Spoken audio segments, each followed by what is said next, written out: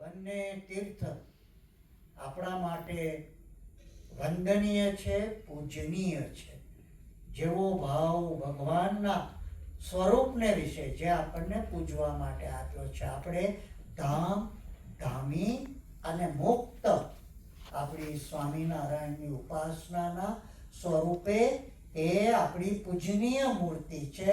એની સાથે સાથે એ માર્ગે બ્રહ્મરૂપ થઈને પરબ્રહ્મની ઉપાસના કરેલા એવા બ્રહ્મ સ્વરૂપ ગુરુ પરંપરાના સંતોની મૂર્તિઓને પણ આપણે પૂજીએ છીએ. ભગતજી મહારાજ, શાસ્ત્રીજી મહારાજ, યોગીજી મહારાજ, વર્તમાન કાળે ગુરુ હરિ સાકેત દાદાની મૂર્તિને આપણે બ્રહ્મ ભાવથી પૂજીએ છીએ. એટલે એ મૂર્તિઓને આપણે બ્રહ્મ સ્વરૂપ શાસ્ત્રીજી મહારાજ, બ્રહ્મ સ્વરૂપ યોગીજી મહારાજ તરીકે ઓળખીએ છીએ. એ બ્રહ્મરૂપ થઈ ગયા, બ્રહ્મ સ્વરૂપ થઈ ગયા, પરબ્રહ્મ તત્વના પરમ ધારક બની ગયા અને સંસારમાં મનુષ્ય શરીરમાં રહીને ભગવાનના પરમ તત્વને જંગમ તીર્થ સ્વરૂપે ગામ પરગામ, દેશ અને વિદેશમાં વિચરણ કરીને ઠેર ઠેર પ્રભુતાના દિવ્ય આંદોલનોને પ્રસરાવતા રહ્યા. એવા ગુરુ હરિ સાકેત દાદા સદેહે અહીંયા પધાર્યા. એમને આ મૂર્તિઓની સ્થાપના કરી, પ્રાણ પ્રતિષ્ઠા કરી. એ મૂર્તિઓની પૂજા, આજે આપણે કંઈ ફરી પ્રાણ પ્રતિષ્ઠા કરતા નથી, પણ એ મૂર્તિઓની પૂજા કરવાનો આપણને અદ્ભુત લાવો પ્રાપ્ત થયો. અને આ સંતો જે પધાર્યા એમને ગુરુ હરિ સાહેબ દાદા, શાંતિ દાદાએ પૂજેલી અને પ્રાણ પ્રતિષ્ઠિત કરેલી મૂર્તિઓની પૂજા કરવાનો અદ્ભુત લાભ ભક્તિ ભાવપૂર્વક અર્પણ કર્યો. એવા સાધુ નરેન્દ્રદાસજી, સાધુ જયેશદાસજી, સાધુ અરવિંદદાસજી એ એલનટાઉન મંદિરેથી પધાર્યા અને સાથે સાથે લંડન અનુપમ મિશનના સાધુ જયેન્દ્રદાસજી અને મોગરી અનુપમ મિશનના સાધુ મુકેશદાસજીએ આપણા સૌ વતીથી એ મૂર્તિઓની પૂજા, પ્રાર્થના, વંદના કરી અને ઠાકોરજીને ભાવ અર્પણ કર્યા. પોતાના હૃદયના ભાવ અર્પણ કર્યા. આપણા વતીથી પણ ભાવ અર્પણ કરવા માટે યજમાન સ્વરૂપે આ વડીલો અહીંયા બિરાજમાન થયા. એમને પણ શ્રીફળ, સોપારી, પૂર્ણ ફળમાં બિરાજમાન એવા પ્રભુને સ્નાન કરાવી, વસ્ત્ર અર્પણ કરી, પુષ્પહાર અર્પણ કરી અને વિધિપૂર્વકની કહેવી કે જે પહેલી વખત વિધિ કરી રહ્યા છે એમને કેટલું સુંદર રીતે શીખવાડી, સમજાવીને ઉતાવળા ના થાવ, હું કહું એ પ્રમાણે કરો, એવી રીતે આપણને ભગવાનની પૂજા, પ્રાર્થના કરતા શીખવાડ્યું. આમ તો આપણી હિન્દુ પરંપરા પ્રમાણે આ જે સંસ્કાર છે, પૂજાના સંસ્કાર છે, જે વિધિ છે, નાગરવેલનું પાન લઈએ, એમાં સોપારી પધરાવીએ, એના વિશે દેવનો ભાવ કરીએ. તો જો આવી વસ્તુઓ, નિર્જીવ વસ્તુઓ, ચૂંટી લીધેલું પાન જે કાલે પરમ દિવસે કર્માઈ જવાનું છે, સુકાઈ જવાનું છે, સોપારી જેને આપણે સંગ્રહી રાખવાની છે, આ યજમાનોને એમની પાસે જે સોપારી મૂકી છે તે ઘરે લઈ જઈને પોતાના દેવસ્થાનમાં પધરાવવા માટે પ્રાર્થના છે. તમે પૂજેલી આ શ્રીફળ છે, તમે પૂજેલું આ શ્રીફળ છે, એમાં ભગવાનનું આહ્વાન કર્યું છે એટલે ભગવાન સ્વરૂપ બની ગયું. જેમ આપણા ઘરમાં નાળિયેર મૂકી રાખીએ છીએ, એમાં સોપારી, ચાંદીની મુદ્રા, સિક્કો પૂજન તરીકે, લક્ષ્મી પૂજનના પ્રતીક તરીકે આપણે એવું લક્ષ્મીજીનું ચાંદીની મુદ્રાનું પ્રતીક જેમ મંદિરમાં રાખીએ જ છીએ, એવા જ ભાવથી આ સોપારીને પણ ઠાકોરજીના શ્રી ચરણોમાં પધરાવી અને આ જીવંત ભાવ કરવાનો કે પાટોત્સવની પૂજા કરી એટલે પરવારી ગયું, ખંખેરીને ઊભા થઈ ગયા. હે પ્રભુ, તમે મારી સાથે રહેજો. મન કર્મ વચનથી મને શુભ કર્મ કરવાની, શુભ વિચાર કરવાની, શુભ કર્મ કરવાની અને શુભ શબ્દ બોલવાની શક્તિ પૂરજો. આચાર્ય મહારાજો આપણને આશીર્વાદ આપશે. શુભમ ભવતી મંગલમ ભવતી. સર્વનું શુભ થાવ, સર્વનું મંગલ થાવ એ પૂજાની પૂર્ણાહુતિ છે. આવા ભાવથી સર્વ યજમાન પોતાની શ્રીફળ, સોપારી, પૂર્ણ ફળ જે પોતે જ પૂજા કરેલું છે એનું નદીમાં વિસર્જન કરી દેવાને બદલે એને ભગવાનના આપણા ઘર મંદિરમાં એની સ્થાપના કરીને જ્યારે જ્યારે પણ ઠાકોરજીના દર્શન કરીએ સાથે સાથે શ્રીફળ, પૂર્ણ ફળ, સોપારીના પણ દર્શન કરીને મને પાટોત્સવ પૂજન કરવાનો અદ્ભુત લાભ બન્યો હતો. 365 દિવસ પાટોત્સવ પૂજન આપણું થયા કરે. આપણા માટે નિત્ય નવો દિવસ, નિત્ય નવો વર્ષ, નિત્ય નવો ઉમંગ અને નિત્ય નવો આનંદ ભગવાન અને સંત ગુરુના આશીર્વાદથી આપણા જીવનમાં પ્રગટે તો એને ભક્તિનો રંગ ચડતો ગયો. ધોબી ધુવે તો પણ રંગ ઝાંખો પડે નહીં એવા ભક્તિ ગીતો છે. પછાડી પછાડીને ધુવે તો પણ રંગ ઝાંખો પડે નહીં એવો પાક્કો રંગ એ ભક્તિનો રંગ છે. જીવનમાં એવા પ્રસંગો આવે, મુશ્કેલીઓ આવે,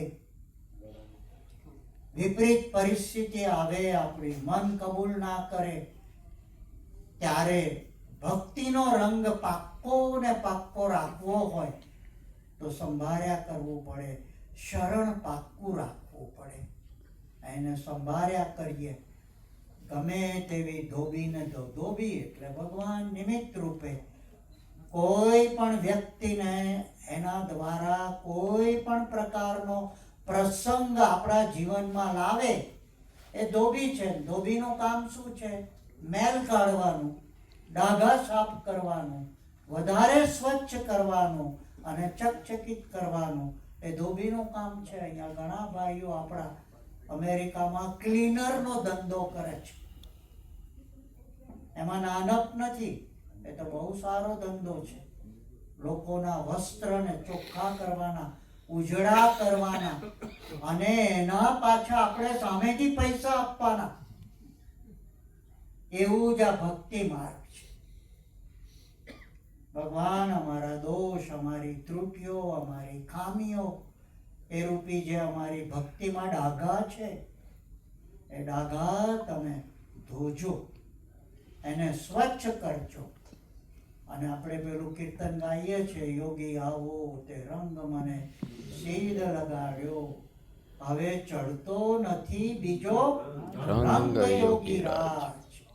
યોગીજી મહારાજને ગુરુને પ્રભુનું સ્વરૂપ માનનારા ભક્તોએ આ જ પ્રાર્થના કરી છે. આપણે પણ આપણા ગુરુને પ્રભુનું સ્વરૂપ માનીને આ જ પ્રાર્થના કરવાની છે કે અમારી ભક્તિ મોડી ના પડે. અને ભક્તિ મોડી ના પાડવી હોય તો ભક્તિ મહાત્મ્યયુક્ત ભક્તિ કરવી પડે, ચિક્કટવાળી ભક્તિ કરવી પડે, સમજીને એ પ્રમાણેનું આચરણ કરવું પડે. એવી ભક્તિનું પર્વ એટલે પાટોત્સવનું પર્વ. આપણે જેમ શાળાઓમાં વાર્ષિક ઉત્સવ ઉજવાય એવો આ ભક્ત મંડળીનો વાર્ષિક ઉત્સવ. આજે આપણો વાર્ષિક ઉત્સવ છે અને અમારા મિનેશભાઈ તો સવારથી લાડુ, દાળ, ભાત, શાકનું ભોજન જમવાની રાહ જોઈ. વાર્ષિક ઉત્સવ છે, મંગલ ઉત્સવ છે. આનંદ કરો, પ્રેમથી રમો, જમો અને પ્રભુને વધારે ને વધારે જીવનમાં પ્રાધાન્ય આપીને સંસાર સંબંધી સર્વ ક્રિયાઓ કરનાર. હે પ્રભુ, ચાલો મારી સાથે મારી સર્વ પ્રકારના અશુભ અને અમંગલથી રક્ષા કરજો. રક્ષાબંધનનું પર્વ અમે સંતોએ અમારી સગવડ પ્રમાણે આજે ઉજવ્યું છે. જ્યારે આવે ત્યારે તમે ભાઈ બહેન રાખડી બાંધજો, પણ આજે ઠાકોરજીની પ્રસાદીની રક્ષાનું સૂત્ર પણ આપીશું. જેમ આ યજમાનોના હાથે જેમ રક્ષા સૂત્ર બંધાયું, ધર્મના બંધનમાં રહીએ, નિયમ અને નીતિના બંધનમાં રહીએ, મર્યાદામાં રહીએ અને એનું આચરણ કરીને ભગવાનની ભક્તિ કરીએ. ભગવાનને બહુ જ ગમે છે. ધર્મ, નીતિ અને સદાચાર પૂર્વકનું જેનું જીવન હોય એ સર્વ પ્રકારે સુખ્યો છે. ધન સંપત્તિથી આપણને સગવડ મળે છે, પણ સુખ તો ભગવાનને રાખવાથી મળે છે. પછી એ ગરીબ હોય કે તવંગર હોય, ભણેલો હોય કે અભણ હોય, બાળક હોય કે વૃદ્ધ હોય, બાઈ હોય કે ભાઈ હોય, સર્વને ભગવાને સમાન અધિકાર આપ્યો છે ભગવાનના સુખે સુખ્યા થવાનો. તો જ્યારે મંદિરમાં આવીએ અને શ્રી ઠાકોરજીની મૂર્તિ સમક્ષ ઉભા રહીએ ત્યારે સર્વ પ્રકારનો પદ, અધિકાર, ધન, વૈભવ સગળું ભૂલીને હું દાસ છું, હું સેવક છું, હું ભક્ત છું, હું શિષ્ય છું એવા ભાવથી ગુરુનું, પ્રભુનું સ્મરણ સ્વીકારીને જેમ પગરખાં બહાર ઉતારીને આવીએ જ છે, એમાં સર્વ પ્રકારના આપણા અહંકારને પણ બહાર ઉતારીને ભગવાનની આગળ આવીને, એટલે એના માટે ધર્મમાં એક શબ્દ છે, નતમસ્તકે આવીએ. મારી અહીંયા જે તોરો ચડી ગયો હોય ને, અભિમાન જે ચડી ગયું હોય, એને મૂકીને નતમસ્તકે માથું નમાવીને 5 જ્ઞાનેન્દ્રિયો, 5 કર્મેન્દ્રિયો ને 11મું મન મસ્તક નમાવીને ભગવાનને પ્રણામ કરીએ. પુરુષો 8 અંગથી પ્રણામ કરે ને અષ્ટાંગ પ્રણામ કહેવામાં આવે છે, અને બહેનો મર્યાદા માટે પંચાંગે પ્રણામ કરે. પોતાના 5 અંગ પૃથ્વીને અડે એટલે કે ભગવાનના શ્રી ચરણોમાં ધરે. એ બહેન દીકરીઓ અને માતાઓ માટે પંચાંગ પ્રણામની પદ્ધતિ આપણા શાસ્ત્રોએ રચી છે. આવી રીતે ભગવાનને મારા સર્વ ઇન્દ્રિયો, અંતઃકરણના ભાવથી શરણે જઈને પ્રણામ કરવાની વિધિ પણ શીખવાડી છે. જે અહીંયા આપને પાટોત્સવ વિધિ જેમ આચાર્ય મહારાજે શીખવાડી કે આ પ્રમાણે વિધિ કરો, અમે શ્લોક બોલીએ, પછી તમે એ પ્રમાણે અર્પણ કરો, મન પરોવીએ. કરવા ખાતર કર્યું અને ઝટ પૂરું થાય તો પછી આ ફોન ક્યારનોય જોયો નથી અને કેટલા બધા મેસેજ આવ્યા છે, એમ ઝટ એમાં મન રાખી અને ઝટ ઊભા થઈને પાછા એમાં પ્રવૃત્ત થઈ જઈએ, એવું ના કરીએ. મન પરોવીને, હૃદય પરોવીને પ્રભુની પ્રાર્થના કરીએ. જ્યારે ઘર મંદિરમાં પણ દીવો, અગરબત્તી અને પૂજા પ્રાર્થના કરીએ ત્યારે હું ને મારો ભગવાન બે જ છે. હું નથી કોઈની પત્ની, નથી કોઈનો પતિ, હું નથી કોઈનો નોકર, હું નથી કોઈ હોટેલનો માલિક. હું તો તમારો સેવક છું ને તમારી પ્રાર્થના કરવા, ભક્તિ કરવા માટે બેઠો છું. ઘડીક વાર માટે એ બધું ખંખેરી અને ભગવાન પાસે બેસવું. એટલે એમ કહે છે કે શુદ્ધ થઈને, પવિત્ર થઈને ભગવાનની પૂજા કરવી, પ્રાર્થના કરવી. એટલે માત્ર નાહીને ચોખ્ખા વસ્ત્ર પહેરવા એમ નહીં, પણ અંતરથી પણ ચોખ્ખા થઈને ભગવાનની પૂજા આરતી કરવી. થઈ ગયા શણગાર? આવી સુંદર આપણી હિન્દુ પરંપરા છે. ઈષ્ટદેવ તરીકે જેને માનતા હોઈએ તેને, જે આપણા કુળ પરંપરાના દેવ હોય, જેમાં આપણને આસ્થા શ્રદ્ધા હોય, એની આપણા ઘર મંદિરની અંદર આપણે સ્થાપના કરી હોય, તો એની પૂજા પ્રાર્થના પણ આવા ભાવથી કરીએ. ઘર મંદિરમાં ભગવાન તો આ દેહમાં પણ ભગવાન, અને ગામ મંદિર આપણા મંડળનું મંદિર, એને ઉપાસના ધામ રીચમંડ મંદિર એમ કહેવામાં આવે છે, જ્યાં શ્રી અક્ષર પુરુષોત્તમ, મુક્ત અક્ષર પુરુષોત્તમની મૂર્તિઓ ગુરુ હરિ સાહેબ દાદાએ પધરાવી આપી છે. પૂજારી મહારાજનો પણ સાહેબ દાદાએ આશીર્વાદમાં ઉલ્લેખ કર્યો એવા રમેશ કાકા અને ઉષાબેને પણ વહેલી સવારથી 365 દિવસ આવી શ્રદ્ધાપૂર્વક શ્રી ઠાકોરજી મહારાજની પૂજા અર્ચના પ્રાર્થના કરી છે.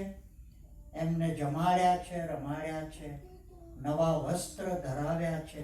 કોઈ નવો હાર લઈ આવે, કોઈ નવો કેસ લઈ આવે, કોઈ નવું વસ્ત્ર લઈ આવે, તો ભાવપૂર્વક ઠાકોરજીને ધરે છે. આપણા ભાવ ઠાકોરજી સુધી પહોંચાડે છે. એવા પૂજારી પણ, મને વિચાર આવ્યો હતો કે આપણે આ બે સેવકો છે, રમેશ કાકા અને મનીષ કાકા, એકને હનુમાનજી ને એકને ગણપતિની પૂજા કરવા માટે રાખી દીધા હોય તો ચાલે. આપણા હનુમાનજી ને ગણપતિ જ છે. અઠવાડિયું સત્સંગ સભા, બીજા બધા મુક્તો ભક્તોને ગાડીમાં બેસાડીને આજુબાજુના વિસ્તારમાં સભા થતી હોય ત્યાં સાથે લઈ જાય. એ હનુમાનજી જ કહેવાય, ભગવાનના ભગત જ કહેવાય, દાસ અને સેવક છે. એવા ગણેશજી હનુમાનજી સ્વરૂપે જીવતા જાગતા આપણને આવા ભક્તો મળ્યા છે. તો ભગવાનની સેવા પરિચર્યા યથાશક્તિ યથા ભક્તિ સરસ રીતે કરવાની આપણને સાધુ ઉત્પલદાસજીએ રીત શીખવાડી. કદાચ ઘરે આપણે આ બધું ના કરી શકીએ તો મનથી ભાવ્યામી માનસી પૂજા એ આપણા સંપ્રદાયમાં એક પૂજા છે કે મનથી પૂજા કરો. ભગવાનને જાત જાતના વસ્ત્ર પહેરાવો, ભગવાનને ભાતના ભોગ ધરાવો, બધું ભાવ જ કરવાનો, કશું લાવવાનું નહીં, તોય ભગવાન સ્વીકારે. એને માનસી પૂજા કહી છે. અને શાસ્ત્રોએ એ માનસી પૂજાને માન્ય ગણી છે. તમારી પાસે કઈ ચીજ વસ્તુ પદાર્થ હોય ને તમે ભગવાનને ધરો તો એ ગ્રહણ કરે છે, ના હોય તો મનથી ભાવ કરો.